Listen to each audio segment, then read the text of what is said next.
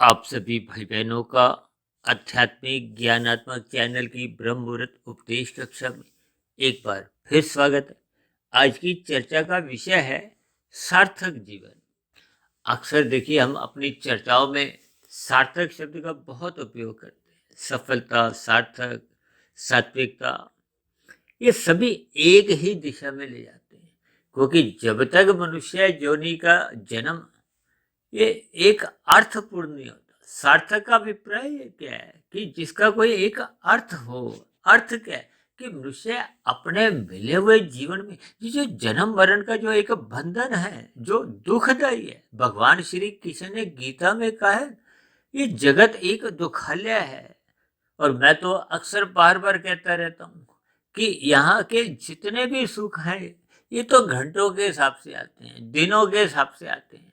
अन्यथा तो यहाँ देखिए दुख बने ही रहते हैं। दुख तो महीनों के हिसाब से आते हैं, सालों के हिसाब से आते हैं। अब कितने मनुष्यों के जीवन में तो देखिए जीवन भर दुख ही दुख बने रहते हैं। अक्सर ऐसी बातें सुनने में अजीब सी लगती है।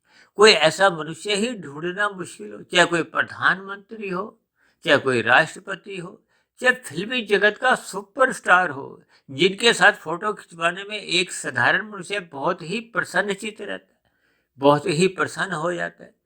और ऐसे कितने ही देखिए एक खेल जगत के नामी गिनामी खिलाड़ी हैं, उनके जीवन में भी दुख बना रहता है। यानी कि मनुष्य के देखिए नीचे की जोनियां तो कष्टमय है ही है, दुखमय है ही है। वो तो परमात्मा ने उन पर एक कृपा की है कि उनको क्रमशः अचेत रखा है, क्योंकि वो तो भोग जोनी है। कोई कर्म जोनी तो है नहीं कि उनको कर्मों के प्रति एक जागरूक रखना है कि ये वाला कर्म करना है, ज्ञान में स्थिति में रहना। अब लेकिन मनुष्य को आपको मुझे सचेत रखा हुआ है।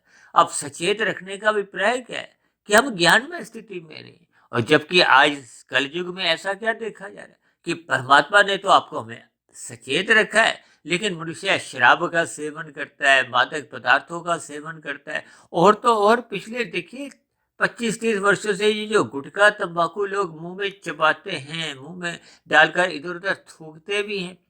अब ये किस लिए खाते हैं? अचेत होने के लिए। यानी कि जो साधारण परिस्थितियां उसके जीवन में बनी हुई हैं ज्ञान की, उनसे भी वो अपनी एक मौज मस्ती में जाना चाहता है, अचेत होना चाहता है, प्रमाद में जाना चाहता है। अक्सर ऐसा माना जाता है कि लोग देखिए जो मांसाहार भोजन भी करते हैं वो भी अपनी जीविका के स्वाद के लिए। ऐसे मनुष्य देखिए कर्मफल सिद्धांत को कुछ समझते ही नहीं, जबकि शास्त्रों में तो बार बार कहा गया आपके हमारे जीवन में देखिए प्रत्येक किया गया कर्म का एक खाता बनता है। कर्म फल सिद्धांत के अनुसार वो किए गए कर्म का आपको में एक फल भुगतना होता है। अब पुण्य कर्म करेंगे तो उसका सुख रूपी एक फल आता है। और यदि मनुष्य देखिए पाप कर्म करता है, अब किए गए पाप कर्म का एक समय विशेष के बाद दुख रूपी परिणाम को हो, प्रतिकूल परिस्थिति तो आपको हमें जीवन में फिर भोगने ही पड़ती है। अब शास्त्रों में तो 84 लाख प्रकार की योनियों का जिक्र आता है। मनुष्य से नीचे की 80 लाख प्रकार की तामसी योनियां हैं, दंडमयी योनि है। वो तो परमात्मा क्योंकि दया के सागर हैं, इसलिए उन्होंने उन नीचे की योनियों को क्रमशः अचेत रखा हुआ है। लेकिन मनुष्य योनि को तो सचेत रखा हुआ है, ताकि आपको हमें कर्म करने से पहले ज्ञान हो कि हम पाप कर्म करने से बचें। शास्त्रों में बार बार कहा गया ये करो ये मत करो। और हमने तो देखिए इस कर्मफल सिद्धांत के ऊपर अब तक देखिए 100 से भी ज्यादा वीडियो तो प्रत्यक्ष रूप से ही बनाई होंगी, क्योंकि कर्मों की व्याख्या इतनी अधिक गहन है। भगवान श्री कृष्ण ने ही गीता में कहा है कि अच्छे अच्छे बुद्धिमान मनुष्य भी चकरा जाते हैं। ये कर्मफल सिद्धांत बहुत ही पेचीदा प्रश्न है। इस विषय को हमें जितना अधिक गहन करते हैं, और गहन करने का अभिप्राय क्या है कि मनुष्य ज्ञानमय स्थिति में रहे। अब मनुष्य यदि देखिए अचेत अवस्था में शराब का सेवन करता है, मांसाहार भोजन का सेवन करता है, तो इसका अभिप्राय क्या है कि उसने शास्त्रों का कुछ अध्ययन ही नहीं किया। जैसे वो शास्त्रों में अध्ययन ही नहीं करता तो उसका ज्ञान फिर धूमिल होता है, अज्ञानता में आता है। तभी तो वो जिन पशु पक्षियों का आज हत्या कर रहा है, मांसाहार भोजन का सेवन कर रहा है, उसके गंभीर परिणाम मनुष्य को भुगतने होते। क्योंकि ये शास्त्रों में मना किया गया है। जब मना किया गया फिर भी मनुष्य करता है, जैसे यातायात में जिन जिन कर्मों को करने से मनाही है, निषेध है, उनको मनुष्य यदि करता है तो फिर उसके चालान करते हैं। जब मनुष्य अपने जीवन में पाप कर्म करता है तो ये जो नीचे की 80 लाख प्रकार की योनियां हैं, ये भी आपके मेरे जैसे ये मनुष्य योनि में ही थे। इन्होंने भी अपने अपने व्यक्तिगत मनुष्य योनि के जीवन में पाप कर्म अधिक किए थे, क्योंकि मनुष्य योनि तो तभी मिलती है जब संचित कर्मों में पाप और पुण्य कर्मों की कम से कम तुल्यता होती है।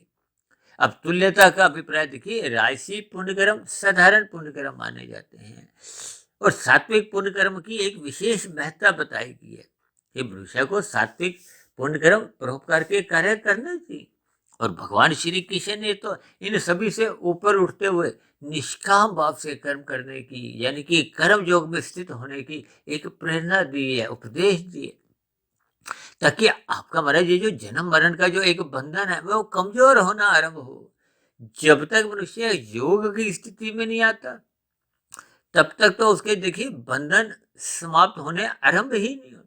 तभी तो कहा गया कर्म योग से आगे ज्ञान योग की स्थिति है, फिर भक्ति योग की स्थिति है। जब तक आपके हमारे कारण शरीर में बुरे संस्कार, अज्ञानता के संस्कार, भोगों के संस्कार जो बुरे हैं, मल रूपी हैं, विषेप रूपी हैं, तो जब तक ये समाप्त नहीं होते तब तक ये जन्म मरण देखिए कर्मों के आधार पर बनता रहता है, चलता रहता है।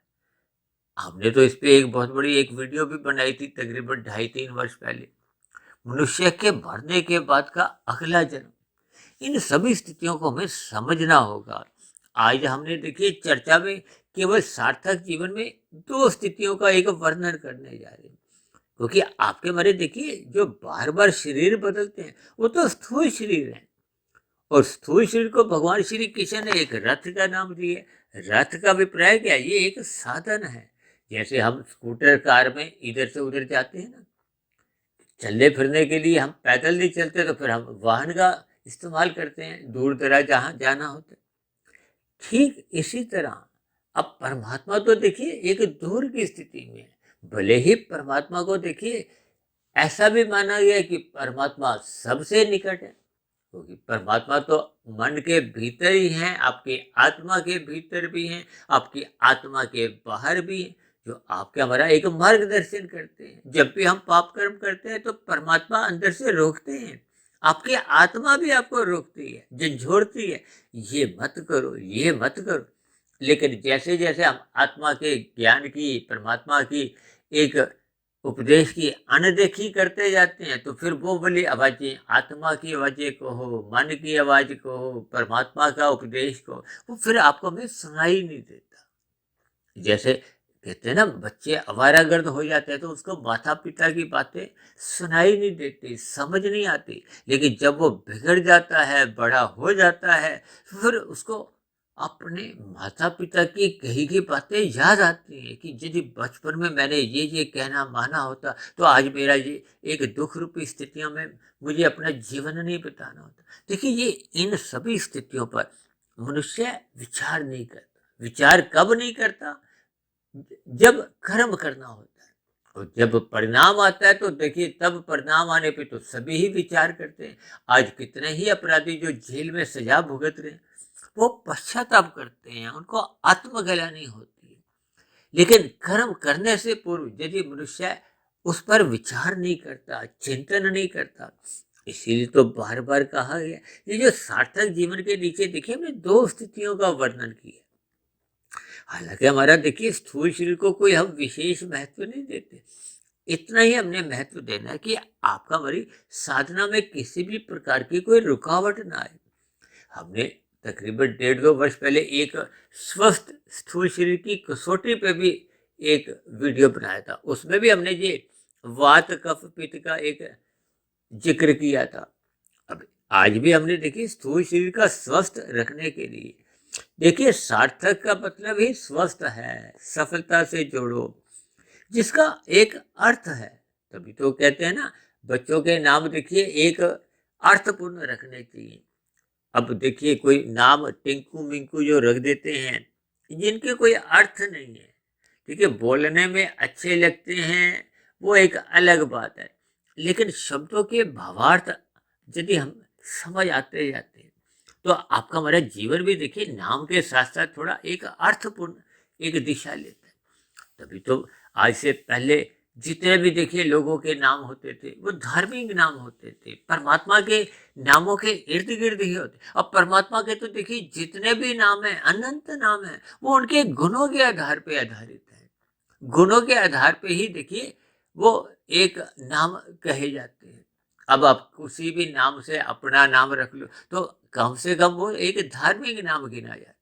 धार्मिक नाम होने से मनुष्य की एक सतोगुण में एक सहजी प्रवृत्ति होने की संभावना होती है, क्योंकि उस नाम विशेष की जब हम उसको पुकारते हैं तो सहज ही आपके हमारे बोलने वो परमात्मा का नाम ही बोला जाता है। लेकिन आज परिस्थितियां बदलती जा रही हैं, कलयुग एक आगे बढ़ता जा रहा है। देखिए कलयुग की आयु तो 4,32,000 वर्ष कहेगी और अभी तो मात्र 5,120-25 वर्ष ही बीते हैं। तो अभी तो बहुत कलयुग का समय आना शेष है। जबकि अक्सर कभी कभी हम देखिए पीछे की तरफ जाते हैं ना, 50-60 पहले की स्थितियां देखते हो, आप 50 साल पहले की कोई फिल्म भी देखते हो तो देखिए उस फिल्म से देखने मात्र से भी मनुष्य की परमात्मा के प्रति एक प्रवृत्ति जागती है, अच्छे कर्म करने की और प्रवृत्ति जागती है। लेकिन आज स्थितियां बदलती जा रही हैं। आज सत्संग में भी देखिए फिल्मी गानों के ऊपर भजन बनाए जाते हैं, गाए जाते हैं, लोग उसी पे ही देखिए नृत्य करते हैं। तब ऐसी स्थिति विशेष में लोगों का देखिए रजोगुण बढ़ता है, तमोगुण बढ़ता है। और जब जब ये रजोगुण और तमोगुण ही बढ़ते हैं तो फिर मनुष्य का जीवन सार्थक हो नहीं पाता।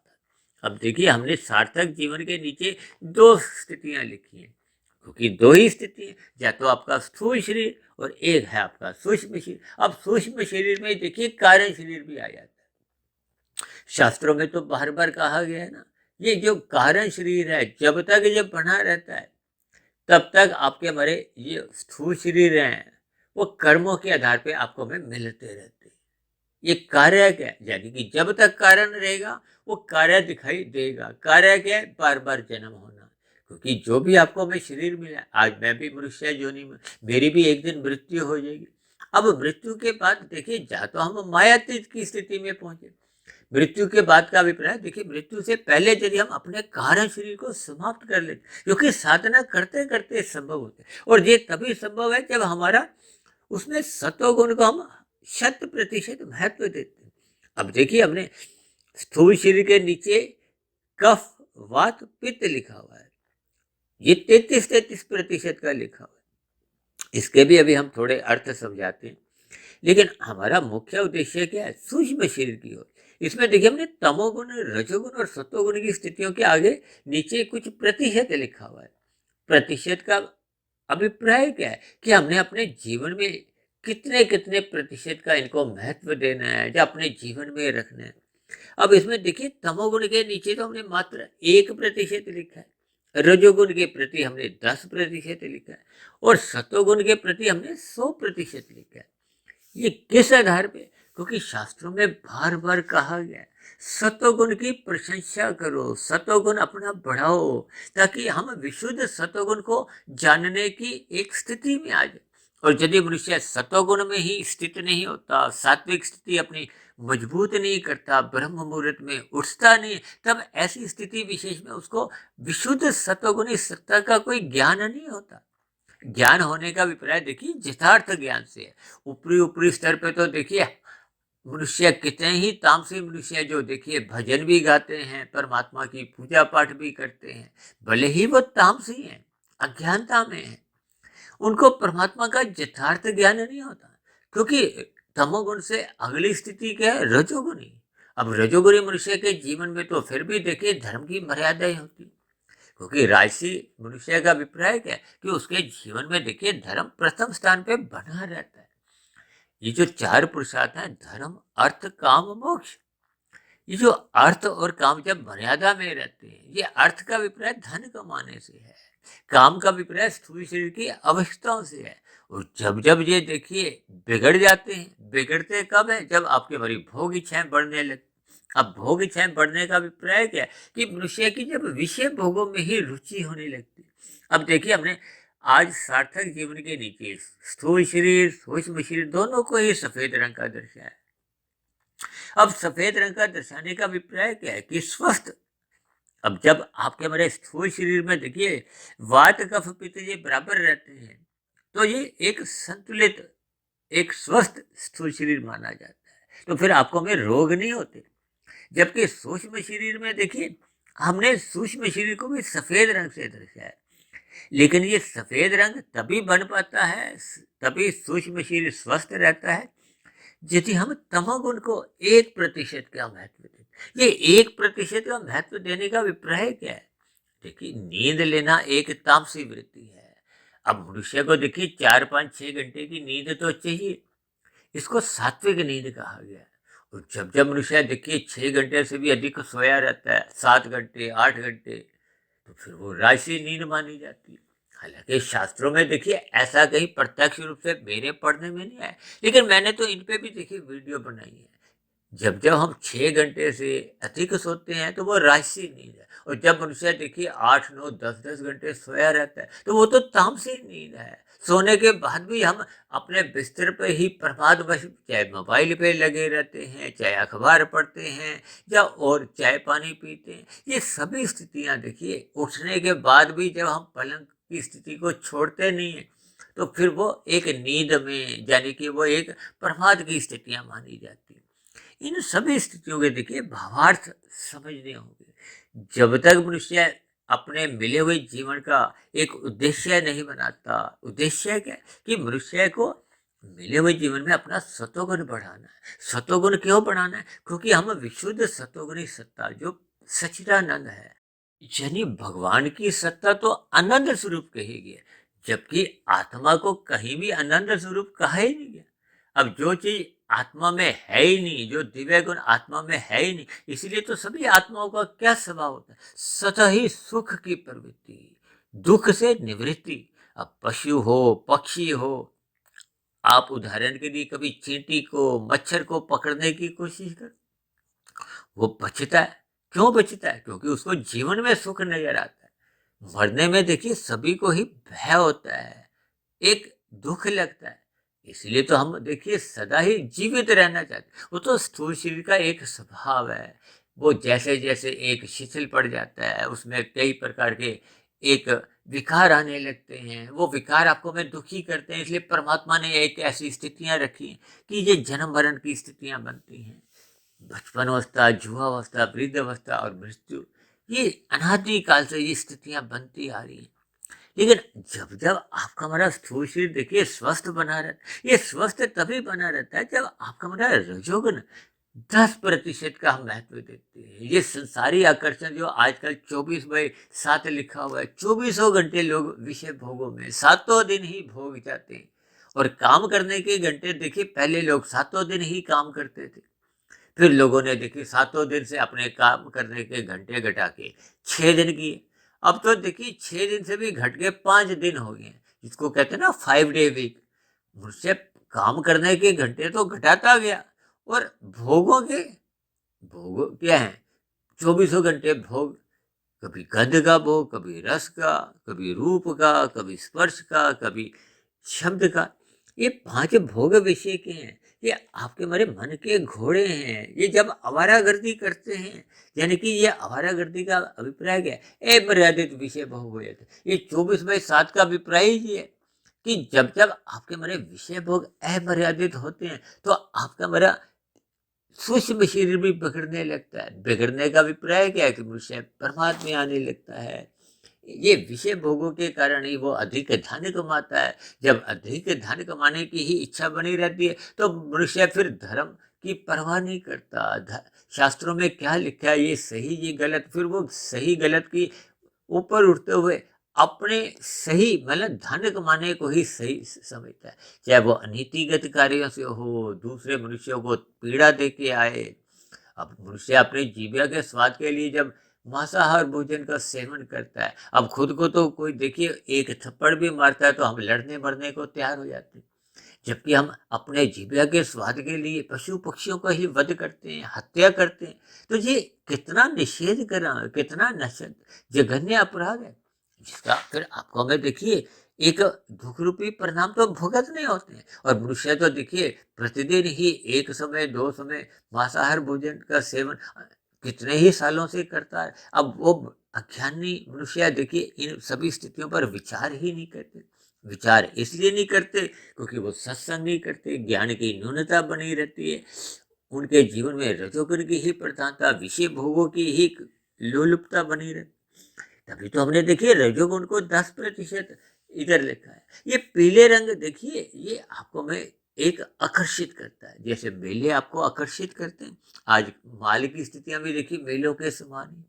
अब माल में जाओ तो आपको देखिए विषय भोग आकर्षित करते हैं, अपनी ओर खींचते हैं। जैसे विज्ञापन है, फैशन की दुनिया है, फिल्मी वातावरण है, खेल जगत की स्थितियां हैं, ये सभी के सभी देखिए आपको में एक आकर्षित करते हैं। हालांकि देखिए खेलों का जो वर्तमान एक स्थितियां बनी हुई हैं, जबकि खेलों का तो उद्देश्य क्या था कि मनुष्य खेल खेल खेलते हुए उसके स्थूल शरीर को व्यायाम की स्थिति में, लेकिन आज खेल को देखिए हार जीत के साथ एक व्यवसायिकरण उसका हो गया है।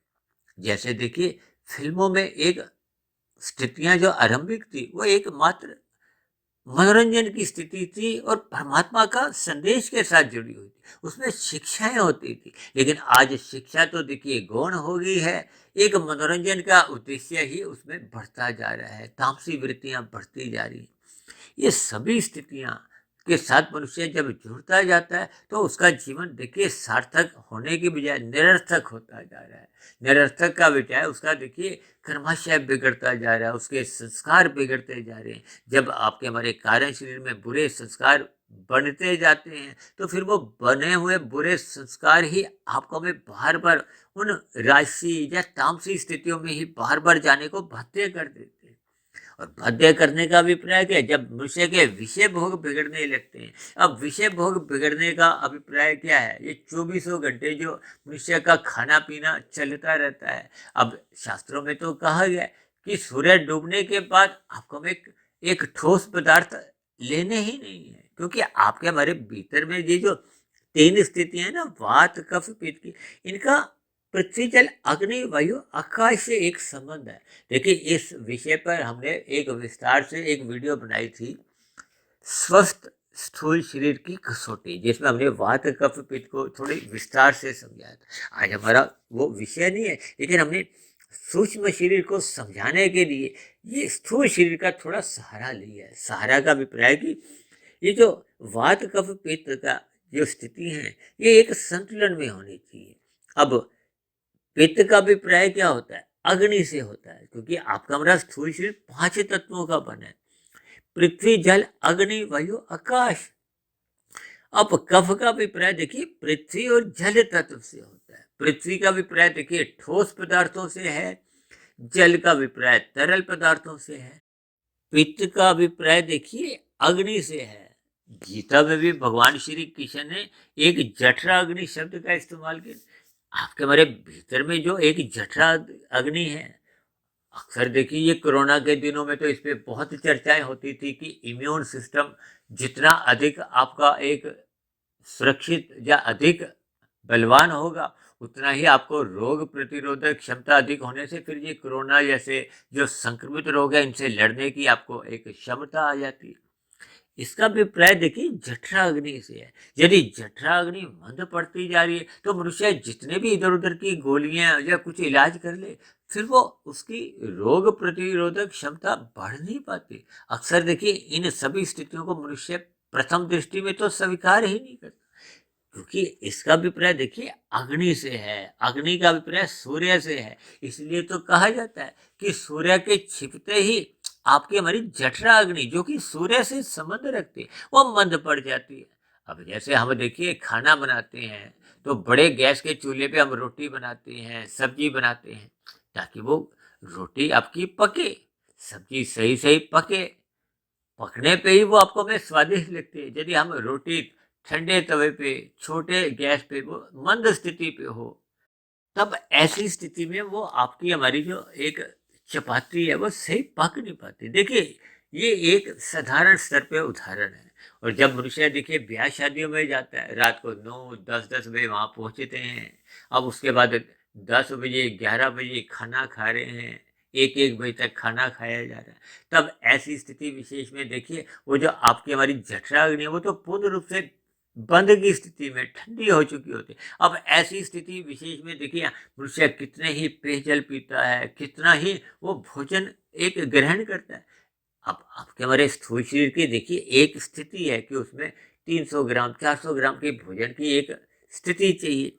अब मनुष्य यदि उसमें ठूस ठूस के अधिक खा लेता है, तब ऐसी स्थिति में वो जो एक वात की स्थिति है, देखिए जैसे कफ का अभिप्राय पृथ्वी जल से है, पित्त का अभिप्राय अग्नि तत्व से है, उसको हम सूर्य से भी जोड़ देते हैं।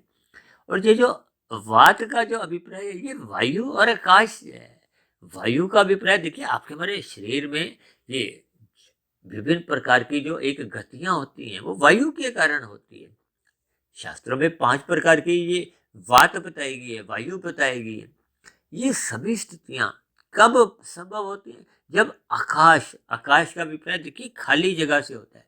अब यदि पेट में देखिए खाली जगह ही नहीं बची, तो फिर वो खाना इधर उधर, जैसे हम मिक्सी का जार चलाते हैं ना, तो उसमें यदि हम ठूस के पूरा ही भर देते हैं, अक्सर ऐसी स्थितियां होने पे जो अंदर का सामान तो वो देखिए पिसता नहीं है, जिसके लिए हमने वो सामान डाला था, वो जार भी आपका उछल सकता है। उछलने का अभिप्राय क्या है कि दुर्घटनाएं होती हैं। ये आपके हमारे पेट का भी यही हाल है। देखिए, जब हम ये जो वात कफ पित्त की जो 33-33% की स्थिति नहीं रखते, तो आपका हमारा जो एक स्थूल शरीर है, ये स्वस्थ नहीं रहता। विभिन्न प्रकार के फिर रोग उत्पन्न होते हैं। आज संसार में देखिए विभिन्न प्रकार के रोग उत्पन्न हो गए। इनके पीछे का कारण क्या है? जैसे आपका हमारे बार बार जो जन्म होते हैं, उसके पीछे का कारण शरीर है। और इसी तरह स्थूल शरीर के स्तर पर भी जितने भी रोग हैं, उनके पीछे का कारण आपका हमारा जी वात कफ पित्त का असंतुलन है। अक्सर ऐसा माना जाता है कि अधिक खाने से ही 90% रोग उत्पन्न होते हैं। कम खाने से रोग उत्पन्न नहीं होते। जब मात्र किसी अन्य कारण से देखिए 10% रोग उत्पन्न हो सकता है। देखिए, मैं किसी भी प्रकार का कोई आयुर्वेदिक या वैसे कोई डॉक्टर नहीं, ये तो एक साधारण परिस्थितियों में, क्योंकि मेरा तो ये आध्यात्मिक ज्ञानात्मक चैनल है। मेरा जो मूल विषय रहते हैं वो भगवान और आत्मा, ये दो चेतन सत्ताओं पे, या प्रकृति के 3 गुण, तमोगुण रजोगुण और सतोगुण, और इन 3 गुणों से ही संबंध रखते हैं आपके हमारे 3 शरीर, स्थूल शरीर, सूक्ष्म शरीर, कारण शरीर। जब तक कारण शरीर बना रहता है, तो ये जन्म मरण के बंधन बने रहते हैं। ये मायातीत की स्थिति कब होती है? जब स्थूल शरीर के रहते रहते हम अपने कारण शरीर में जितनी भी बुराइयां हैं, अशुद्धि है, वो समाप्त कर देते हैं, और कारण शरीर अपनी मूल स्थिति में, यानी कि उसमें सतोगुण की जो प्रधानता थी, शुभ संस्कार थे, उसमें लौट आता है। ये लौटने का अभिप्राय देखिए, ये जो मैंने दिखाया ना, तमोगुण रजोगुण और सतोगुण, ये एक पूर्ण स्थिति है। जब आपका हमारा कारण शरीर में ये स्थितियां होती हैं, यानी कि जब हम सतोगुण को महत्व देते हैं, सत्संग करते हैं, ध्यान साधना करते हुए अपने कारण शरीर को शुद्ध कर लेते हैं, तो फिर कारण शरीर में किसी भी प्रकार की कोई विकृति नहीं रहती। जब विकृति नहीं रहती, तो फिर आत्मा पे किसी भी प्रकार का कोई आवरण नहीं होता, कारण शरीर शुद्ध हो जाता है। कारण शरीर के शुद्ध होते ही फिर नए स्थूल शरीर का कोई जन्म का कारण ही नहीं है, क्योंकि कारण शरीर में ही कर्माशय था, बुरे संस्कार थे। वो बुरे संस्कार ही कर्माशय को वेग देते हैं। जब वो बुरे संस्कार समाप्त हो गए, तब ऐसी स्थिति में तो शास्त्रों में लिखा हुआ है, वो जो बना हुआ कर्माशय भी है, वो एक समाप्त समझा जाता है, क्योंकि कर्माशय को जो वेग देते हैं वो संस्कार देते हैं। अब वो कारण शरीर में बुरे संस्कार ही नहीं है, कारण शरीर शुद्ध हो गया। तब ऐसी स्थिति विशेष में जैसे ही स्थूल शरीर की मृत्यु होती है, तो फिर नए जन्म का कारण नहीं होता। यानी कि अब स्थूल शरीर, सूक्ष्म शरीर, कारण शरीर बचे ही नहीं, तो फिर आत्मा परमात्मा के सानिध्य में, मोक्ष की स्थिति में, आनंद की स्थिति में एक लंबे काल के लिए चली जाती है। अब आत्मा आनंदमय स्थिति में रहती है। बस इतनी सी स्थिति को ही एक सार्थक समझा जाता है। जिसको करने में देखिए अनादि काल से हम लगे हुए हैं। यानी कि जब तक हम मोक्ष की स्थिति को प्राप्त नहीं करते, अब मोक्ष की स्थिति को देखिए तभी प्राप्त होगी जब हम सर्वप्रथम अपने सूक्ष्म शरीर को, क्योंकि स्थूल शरीर तो अपने आप में देखिए तामसी है, ये इंद्रिय दोष है कि उसकी विषय भोगों की प्रति एक लोलुपता बनी रहती है। इसको नियंत्रण में रखने के लिए स्वयं भगवान श्री कृष्ण ने गीता में अर्जुन के रथ के माध्यम से वो जो 5 घोड़ों की लगाम, ये 5 विषयों पे नियंत्रण के लिए सात्विक बुद्धि का कहो, गुरु की आज्ञा में कहो, सत्संग कहो, परमात्मा की शरणागति में कहो, तभी तो भगवान श्री कृष्ण ने वो 5 घोड़ों की लगाम अपने हाथ में रखी है। इन सभी के देखिए हमें एक भावार्थ समझने होते हैं। तभी तो आज मैंने देखिए सार्थक जीवन, यानी कि आपका मेरा मिला हुआ जीवन सफल हो। सफल का अभिप्राय क्या है कि यदि हम इस मिले हुए जीवन को एक अंतिम जन्म बना देते हैं, मायातीत होने का अभिप्राय कि अंतिम जन्म। और यदि हम देखिए पाप कर्म करते रहते हैं, विषय भोग बढ़ते रहते हैं, जब जब देखिए रजोगुण बिगड़ेगा, बिगड़ेगा अभिप्राय क्या है कि आज मनुष्य ने रजोगुण को 100% की एक महत्व देना शुरू कर दिए और सत्संग की बात करता ही नहीं है, ज्ञान में स्थिति में रहता ही नहीं है, परमात्मा को महत्व नहीं देते, सत्संग को महत्व नहीं देते, ब्रह्म मुहूर्त में सोए रहते हैं। तो ये सभी स्थितियां देखिए राशि है। ये 10% की जगह हमने देखिए 100% का महत्व देना शुरू कर दिया। तब ऐसी स्थिति विशेष में जब जब हम रजोगुण को अधिक महत्व देते हैं तो फिर आपके हमारे जीवन में कब तमोगुण की स्थितियां बनने लगती हैं। क्योंकि कोई भी मनुष्य अनीतिगत कार्य कब करता है? कोई मनुष्य अधिक धन क्यों कमाना चाहता है? विषय भोगों की प्राप्ति के लिए बड़ा मकान चाहिए, बड़ी गाड़ी चाहिए, बैंक में पैसा चाहिए। ये सभी स्थितियां मनुष्य से अनीतिगत कार्य करवाती है। अनीतिगत कार्य होने से फिर वो तमोगुण की प्रधानता बढ़ने लगती है। यानी कि जब जब मनुष्य के जीवन में ये तमोगुण और रजोगुण की स्थितियां होती है, हालांकि मेरा तो ये देखिए व्यक्तिगत मानना है कि जब जब रजोगुण एक अमर्यादित होता है तो फिर वो हमें तमोगुण की खाई में, अधोगति की स्थितियों में ले जाता है। जब जब मनुष्य का रजोगुण बिगड़ता है, इसका अभिप्राय क्या है कि सतोगुण की लगाम कमजोर है, जब ब्रेक नहीं। अब जब आपकी हमारी गाड़ी में ब्रेक ही नहीं होगी तो दुर्घटना तो होगी। दुर्घटना क्या है? ये जो नीचे की 80 लाख प्रकार की जोनियां हैं, दंडमय जोनियां हैं, आप और हम देखते हैं हमारे आपके घरों के आसपास ये पशु पक्षियों की, कीड़े मकोड़ों की क्या क्या स्थिति है। ये इन सभी स्थितियों पर मनुष्य को विचार करना होगा। अपने मिले हुए जीवन को सार्थक करने के लिए हमें अपने सूक्ष्म शरीर को, यानी कि हमने तमोगुण को मात्र 1% का महत्व देना है, यानी कि रात को हमें 4-6 घंटे की नींद लेनी है। रजोगुण को 10% का महत्व देने का अभिप्राय है कि स्थूल शरीर की जो आवश्यकताएं हैं, दाल रोटी चाहिए, 2-4-5 जोड़ी वस्त्र चाहिए, रहने को साधारण मकान चाहिए, इन सभी स्थितियों को देखिए रजोगुण का एक 10% के साथ जोड़ा गया और सतोगुण को 100% के साथ, यानी कि परमात्मा को हमने महत्व देना है। सदा सात्विक स्थिति मजबूत करनी है और ये तभी होती है जब रात को मनुष्य जल्दी सो जाता है, सुबह ब्रह्म मुहूर्त में उठ जाता है, ध्यान लगाता है, परमात्मा की एक स्मृति में खोया रहता है। ये सभी स्थितियां आपके हमारे कारण शरीर में जितनी भी एक अशुद्धियां होती हैं वो समाप्त करने लगती है। जब कारण शरीर शुद्ध होता जाता है, ब्रह्म मुहूर्त में मनुष्य उठता है, तो फिर रजोगुण अपने आप ही मर्यादा में आ जाता है। ऐसी स्थितियां निरंतर आपके हमारे जीवन में बनी रहने से फिर आपका हमारा स्थूल शरीर में भी ये जो वात कफ पित्त का संतुलन बना रहता है। क्योंकि जब हम रजोगुण को अमर्यादित नहीं करते, अपने विषय भोगों को हम एक मर्यादा में रखते हैं। और दूसरी विशेष बात, जब मनुष्य ब्रह्म मुहूर्त में उठ जाता है, आज कितने मनुष्य देखिए ब्रह्म मुहूर्त में तो उठ जाते हैं, योगाभ्यास भी करते हैं, लेकिन उनका लक्ष्य परमात्मा को पाने का नहीं होता, अपने स्थूल शरीर को स्वस्थ रखना चाहते हैं। उस स्थूल शरीर को स्वस्थ रखना एक अच्छी बात है, लेकिन उस स्वस्थ स्थूल शरीर को स्वस्थ रखने के पीछे उनका संसारी विषय भोगों में रुचि होती है, विषय भोगों को वो भोगना चाहते हैं। इन सभी स्थितियों को रखने पे आपका हमारा स्थूल शरीर तो स्वस्थ बना रह सकता है, लेकिन सूक्ष्म शरीर में अस्वस्थता रहती है। और ये दोनों स्थितियां जब तक स्वस्थ नहीं होती तब तक आपका हमारा मिला हुआ जीवन सफल नहीं होता, सार्थक नहीं होता। क्योंकि सार्थकता तो इसी में है कि हम मिले हुए जीवन को अंतिम जन्म बना लें, जन्म मरण के बंधन को ही समाप्त कर लें। तो मैंने देखिए परमात्मा की प्रेरणा से आज सार्थक जीवन जो हम अक्सर अपनी चर्चाओं के अंत में बोलते रहते हैं कि आपका जीवन सफल हो, सार्थक हो, ये सभी स्थितियाँ पर आज मैंने कुछ परमात्मा की प्रेरणा से कुछ मिला-जुला कुछ प्रकाश डाला है। हालाँकि मेरी देखिए स्थूल शरीर के प्रति जो एक आयुर्वेदिक ज्ञान है वो तो देखिए कोई विशेष नहीं है, एक साधारण ज्ञान है। लेकिन शास्त्रों के प्रति हमारा एक मुख्य उद्देश्य बना रहता है कि हमने अपने कार्य शरीर को स्वस्थ रखना है। कार्य शरीर को स्वस्थ होने पे ही फिर मन बुद्धि में अच्छे-अच्छे विचार आते हैं। वो अच्छे-अच्छे विचार फिर मनुष्य से निष्काम कर्मों में लगाते हैं या विशेष प्रकार के पुण्य कर्मों में लगाते हैं और पाप कर्मों से तो सदा ही बचाते हैं, यानी कि मनुष्य को अधोगति में स्थितियों में जाने से रोक देते हैं। तो ऐसी सभी शुभ स्थितियां आपके हमारे जीवन में बढ़ती जाएं ताकि हम सार्थक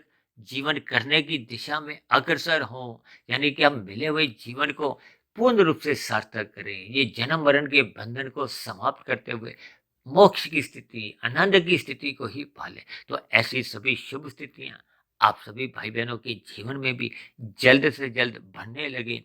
इन्हीं शुभकामनाओं के साथ आज की चर्चा विशेष को अब विश्राम देते हैं। शाम को फिर मिलते हैं संध्या बेला ज्ञान कक्षा में।